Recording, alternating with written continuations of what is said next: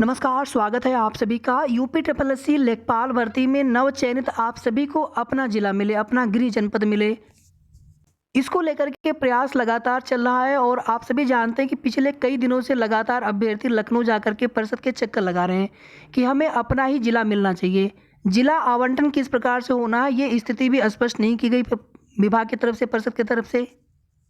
UP triple SC आयोग का अपना कार्य समाप्त हो चुका है। रिजल्ट डिक्लेयर करके आपकी फाइल आपके विभाग को भेज चुके हैं और आगे का कार्य विभाग परिषद स्तर से होना है। जिला आवंटन का कार्य परिषद ही करेंगे या फिर मंडल स्तर से किया जाएगा, ये भी बिल्कुल क्लियर नहीं है।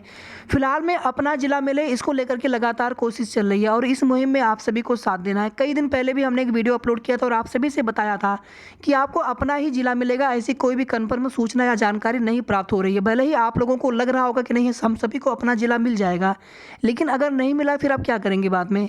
अपना तहसील, अपना ब्लॉक भले न मिले, लेकिन कम से कम अपना जिला आप सभी को मिलना चाहिए। फीमेल अभ्यर्थी हैं। आगे हम लोग बात करेंगे लेखपाल भर्ती में जितने भी पीएच अभ्यर्थियों का रिजल्ट नहीं जारी किया गया या फिर उनकी सीटों को अग्रनेत किया गया है, ऐसा नहीं होना चाहिए था।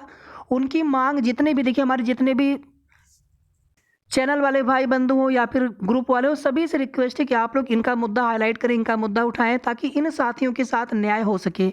और यही नहीं, इस भर्ती में, लेखपाल की भर्ती में आफ्टर ज्वाइनिंग कंप्लीट हो जाने के बाद जितनी भी सीटें खाली बचती है उन सभी सीटों पर वेटिंग लिस्ट भी जारी होना चाहिए। जो भी जानकारी साथियों हम अपने स्तर से आप सभी को देते हैं, हमारी पूरी कोशिश रहती है सही और ऑथेंटिक जानकारी दे। बाकी जगह से क्या बताया जाता है, सबकी अपनी जानकारी हो सकती है या फिर जैसे भी लोग बताते होंगे। और जब हमने आप सभी को बताया था कि आपको अपना जिला ही मिलने की उम्मीद कम रहेगी, अगर अपना जिला मिल भी गया तो अपना तहसील या फिर ब्लॉक नहीं मिल पाता है। अब यहाँ पर देखिए आप सभी, उत्तर प्रदेश लेखपाल संघ की तरफ से माननीय आयुक्त एवं सचिव राजस्व परिषद उत्तर प्रदेश को यह पत्र लिखा गया है कि लेखपाल भर्ती 2023-24 के अभ्यर्थियों को, नव चयनित अभ्यर्थियों को गृह जनपद या गृह मंडल प्राथमिकता के आधार पर आवंटित किए जाने की पारदर्शी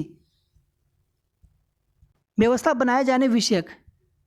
यानी कम से कम अपना मंडल तो मिलना चाहिए, अपना मंडल ही नहीं अपना जिला भी मिलना चाहिए। 20 जनवरी को या 20 जनवरी के आसपास नियुक्ति पत्र वितरण समारोह की डेट भी हो सकती है, लेकिन अगर ये प्रोसेस राजस्व परिषद के स्तर से अगर इसमें डिले होता है तो ये डेट आगे भी बढ़ सकता है। नियुक्ति पत्र वितरण समारोह की डेट 2-4-5 दिन और डिले हो जाए, कोई दिक्कत नहीं है, लेकिन आप लोगों को जिला आवंटन सही तरीके से होना चाहिए। आप सभी चाहते होंगे कि हमको जिला आवंटन सही तरीके से हो, हमें अपना ही जिला मिलना चाहिए हर हाल में। आगे देखिए आप सभी, 7,897 नवचयनित आप सभी हैं जिनकी सूचना माननीय परिषद को उपलब्ध कराई गई है। आगे जनपद आवंटन किया जाना है, जनपद या फिर मंडल स्तर पर। आवंटन की प्रक्रिया सार्वजनिक नहीं है और ना ही प्रेफरेंस लिया जा रहा है। इस वजह से अभ्यर्थियों के मन में उहापोह की स्थिति बनी हुई है कि पता नहीं हमें अपना जिला मिलेगा कि नहीं मिलेगा। अपना मंडल मिल जाए वही बड़ी बात है अभी की स्थिति के हिसाब से। और यही वजह है कि यहाँ पर लगातार कोशिश की जा रही है कि अपना जिला हर हाल में मिलना चाहिए। आप देखेंगे आगे स्थानांतरण की प्रक्रिया होती है, लेकिन उसमें भी कई सारे पेच होते हैं। अगर आप यहाँ पर देखेंगे, लेखपाल भर्ती 2015 की जो भी नियुक्त अभ्यर्थी थे, चयनित अभ्यर्थी थे, 500-600 किलोमीटर दूर उनको गृह जनपद से ड्यूटी तैनाती दी गई थी। और वे अभ्यर्थी अपने गृह जनपद के लिए या फिर नज़दीक के जिले के लिए, आप देखेंगे लगातार शासन के अधिकारियों, प्रतिनिधियों या फिर माननीय न्यायालय तक दौड़ लगा रहे हैं। आगे आप देखेंगे कि जो भी पहले से कार्यरत लेखपाल हैं 1500 से 2000, उनका म्यूचुअल ट्रांसफ़र अपने गृह जनपद में, और साथ ही साथ आप सभी नव चयनित 7,897 लेखपालों की नियुक्ति में उनके गृह जनपद अथवा गृह मंडल के निकटतम जनपद में प्राथमिकता प्रदान करने हेतु एक पारदर्शी व्यवस्था बनाने की कृपा करें। यहाँ पर देखिए साथियों, होना ये चाहिए था कि प्रेफरेंस लिया जाना चाहिए था आप सभी से। आप में से ऐसे बहुत सारे अभ्यर्थी ऐसे हो सकते हैं, नवचयनित साथी हो सकते हैं जो अपना जिला न चाहते हो, लेकिन ज़्यादातर लोगों को अपना ही जिला चाहिए होता है। इसी तरह से फीमेल अभ्यर्थी है, बाद में उनकी शादी हो जाती है, मान लीजिए भर्ती के समय शादी नहीं हुई थी, ऐसे बहुत सारे अभ्यर्थी हैं। आप लोगों के मैसेज भी आए हुए तो हमने देखा था वहाँ पर कि हमें अगर ये जिला मिल जाए तो हमारे लिए ज़्यादा बेटर होता, यानी कि वे नहीं चाहते कि हमें अपना जिला मिले। इसी तरह से बहुत सारे साथी हैं जो कि एक पर्टिकुलर जिला चाहते हैं कि हमें यही जिला मिल जाए तो हमारे लिए ड्यूटी करना आसान रहेगा। बाकी लगभग सभी अभ्यर्थियों को अपना जिला मिले, इसके लिए वे अभ्यर्थी लगातार मांग भी कर रहे हैं और हम सभी लोग कोशिश कर रहे हैं यहाँ पर हैं। इसके लिए सबसे अच्छा तरीका है कि आप सभी से प्रेफरेंस ले लिया जाए। प्रेफरेंस न लेने की स्थिति में फिर आपको किस प्रकार से जिला आवंटन होगा, अपना मंडल कम से कम मिले, मंडल में भी कम से कम अपना जिला मिले, तहसील या ब्लॉक भले न मिल पाए। बाकी आप सभी संगठित रहे, हम लोग लगातार यहाँ पर मांग करेंगे, कोशिश करेंगे आपके जिला आवंटन को लेकर के आपको गृह जनपद मिले, अपना मनपसंद जिला मिले। आगे देखिए साथियों, जिन 188 अभ्यर्थियों का आप यहाँ पर देखेंगे तो ये बोला गया है कि विकलांग श्रेणी के अंतर्गत उप श्रेणीवार अनुमन्य श्रेणी के वांछित अभ्यर्थी उपलब्ध न होने के कारण इन पदों को अग्रणित किया जा रहा है।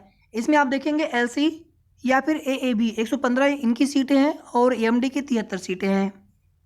आपका भी रिजल्ट आना चाहिए था। आप सभी के लगातार कमेंट भी आ रहे हैं और हमारे तरफ से बिल्कुल आप सभी को सपोर्ट है और हमारे द्वारा उन सभी भाइयों से भी जो भी हमारे संघर्ष साथी हैं या फिर किसी चैनल वाले हैं, ग्रुप वाले हैं, आप सभी से रिक्वेस्ट है, इवन हमारे जो भी लेखपाल संघ के पदाधिकारी हैं उनसे भी निवेदन है कि आपकी आवाज़ वो भी अपने माध्यम से उठाए, शासन स्तर तक जाए, आपकी आवाज़ विभाग स्तर तक जाए कि आपका भी रिजल्ट आना चाहिए। इको गार्डन में आप सभी बहुत सारे बड़ी संख्या में अभ्यर्थी अनवरत धरने पर बैठे हैं जो अपनी आरक्षित सीटों को खाली छोड़ने और उन पर उनका रिजल्ट डिक्लेयर किए जाने की मांग कर रहे हैं। और हमारी पूरी कोशिश रहेगी कि हर दिन आपकी आवाज़ शासन स्तर तक जाए, विभाग स्तर तक जाए, आयोग स्तर तक जाए। आप देखेंगे कि एक श्रेणी ऐसी है जहां पर आरक्षण ही नहीं मिला, लेकिन जिनको आरक्षण दिया जाना था, जहां पर डॉक्यूमेंट वेरिफिकेशन आदि के लिए आपको बुलाया गया था, उन अभ्यर्थियों का भी रिजल्ट न दिया जाना। इन सभी 188 साथियों का रिजल्ट आना ही चाहिए। बाकी यहाँ पर उम्मीद है साथियों कि जल्द आप सभी को न्याय मिले, आपकी आवाज़ शासन स्तर तक जाए।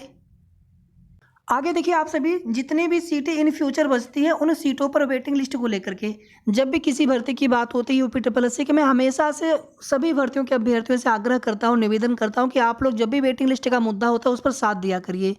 कोई भी भर्ती जब फाइनल रिजल्ट आ जाता है उसके बाद उस भर्ती के अभ्यर्थी फिर कोशिश करना स्टार्ट करते हैं और बाकी भर्ती के अभ्यर्थी उनको मतलब नहीं होता है। इस तरह से नहीं होना चाहिए, लेकिन आप लोग साथ नहीं दे पाते हैं, जबकि साथ सभी को देना चाहिए, चाहे कोई किसी पुरानी भर्ती के अभ्यर्थी हो या फिर नई भर्ती के अभ्यर्थी हो। आप जिस भर्ती के अभ्यर्थी हैं या फिर आने वाले टाइम पे कोई भर्ती पूरी होगी, अगर 10-15 सीटें भी खाली रह जाती हैं, अभी आप सभी जानते हैं कि जितने भी लोगों का रिजल्ट आया हुआ है इसमें 150 सीटें बिल्कुल खाली होंगी, ज़्यादा भी सीटें खाली हो सकती हैं। बहुत सारे अभ्यर्थी ज्वाइनिंग नहीं करेंगे, भले ही उनका फाइनल सिलेक्शन हो चुका है लेकिन ज्वाइनिंग नहीं करेंगे। बहुत सारे ऐसे अभ्यर्थी जो ऑलरेडी कहीं ना कहीं जॉब कर रहे थे लेकिन उन लोगों ने डीबी करा लिया, उनका रिजल्ट भी आ गया मेरिट में आने के बाद। 100 मैं बिल्कुल कम बता रहा हूँ आपको डाटा, 100 आंकड़ा बहुत कम है, इससे ज़्यादा ही सीटें खाली रहने वाली है, आप सभी देख लीजिएगा। लेकिन ये सीटें क्या होंगी, अग्रणित हो जाएंगी, नई भर्ती के लिए विभाग को वापस भेज दी जाएंगी। तो इससे नुकसान केवल आप में से कुछ पॉइंट, कुछ नंबर से जो चयन से वंचित रह गए अभ्यर्थी, आपका नुकसान होना है। इसमें सिर्फ आपकी भर्ती नहीं, जितने भी अन्य भर्ती के अभ्यर्थी हैं उन सभी साथियों से भी आग्रह है कि वेटिंग लिस्ट के मुद्दे पर आप सभी लोग साथ आइए। एक बार अगर प्रावधान हो गया तो आप सभी के लिए बहुत फायदा होगा, आने वाली भर्तियों के लिए भी। आयोग के पास जो नियमावली है उसी के अनुसार वो नोटिफिकेशन जारी करके भर्ती पूरी कराते हैं। यहाँ पर हम लोगों को विभाग से और शासन स्तर से मांग करनी होगी, शासन स्तर से। और हमारा ये सजेशन आप सभी से है कि मुख्यमंत्री जी से आप सभी जरूर मिलिए जनता दरबार में। अगर वो एक निर्देश भर दे देंगे, मामला अगर उनके संज्ञान में आता है तो निश्चित रूप से आप सभी के लिए प्रावधान होगा और यूपीएससी से सभी भर्ती के अभ्यर्थियों के लिए बहुत अच्छी खबर होगी। जिनका चयन कुछ पॉइंट में, कुछ नंबर से वंचित रह जाते हैं चयन होने से, उनकी पीड़ा मैं समझ सकता हूँ। आप सभी संगठित रहें और आपकी वेटिंग लिस्ट का मुद्दा लगातार उठाया जाएगा। सीटों की संख्या पर्याप्त खाली रहने वाली है ज्वाइनिंग के बाद। ऐसे बहुत सारे अभ्यर्थियों ने जिनको भर्ती से कोई लेना देना नहीं था लेकिन उन लोगों ने भी डीबी करा लिया और सिलेक्ट भी हो गए हैं, कहीं पर ऑलरेडी जॉब कर रहे हैं, उनको कोई मतलब नहीं है लेखपाल भर्ती से, फिर भी यहाँ पर डीबी करा करके एक सीट उन्होंने खराब की है। तो बहुत सारी सीटें खाली होने वाली है ज्वाइनिंग के बाद। इन सीटों पर वेटिंग लिस्ट आना ही आना चाहिए। इस मुहिम में आप सभी साथ दीजिए और आप सभी संगठित भी रहिए, एकजुट भी रहिए। इसमें आयोग जाकर के भी ICDS, माफ़ी चाहूँगा, आपके राजस्व परिषद विभाग जाकर के भी हम सभी को कोशिश करना है। साथ ही साथ मुख्यमंत्री जी को ज्ञापन देकर के उनसे भी मांग की जानी है, उनसे भी रिक्वेस्ट करना है, निवेदन करना है, ताकि आपकी भर्ती में नहीं, यूपीएससी से किसी भी भर्ती में हो, अगर एक बार प्रावधान होगा तो सभी के लिए होगा। तो बाकी भर्ती के अभ्यर्थी भी इस मुहिम में जरूर साथ दीजिए। वीडियो को आप सभी शेयर कर दीजिएगा, लाइक अगर आप करना चाहें तो लाइक भी कर दीजिएगा, और अगर आपने अभी तक चैनल को सब्सक्राइब ना किया हो तो सब्सक्राइब भी कर लीजिएगा। धन्यवाद।